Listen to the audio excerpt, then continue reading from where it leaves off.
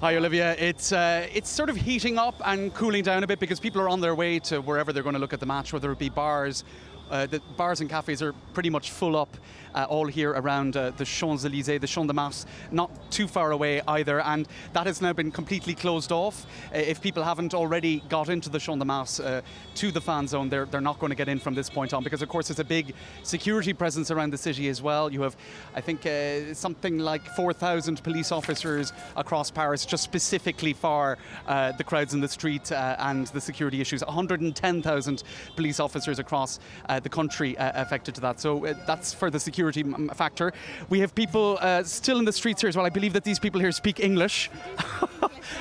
Well, you live in France. Where are you going to watch the match today? We're going to watch it at home, but we've come out to get a bit of the atmosphere and feeling before it starts. That's right. We have some young supporters here. What are your names?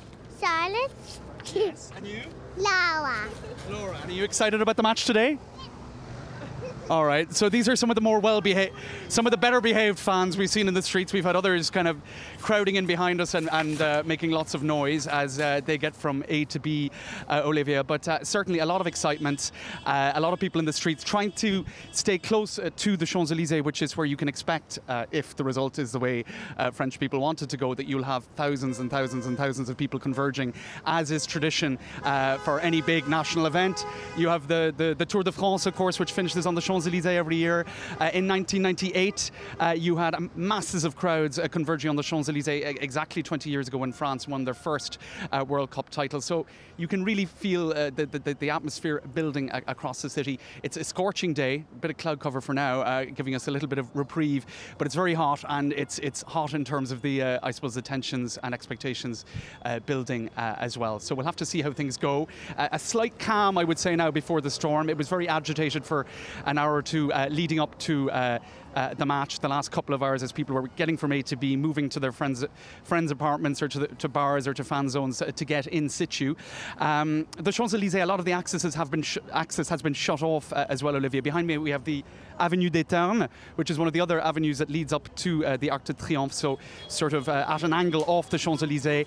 You can't actually access the Champs-Élysées now from up at the Arc de Triomphe at the end of the avenue behind me, because they're just trying to limit access to make sure that people can be checked for security if they seem a little bit suspicious, or just to try to funnel the crowds in a more organised manner. So lots of excitement, lots of anticipation, lots of cars honking, lots of flags outside of windows, lots of metro stations closed as well. I came on public transport earlier and all of the metro stations around the Eiffel Tower and the Champ de Mars were shut off.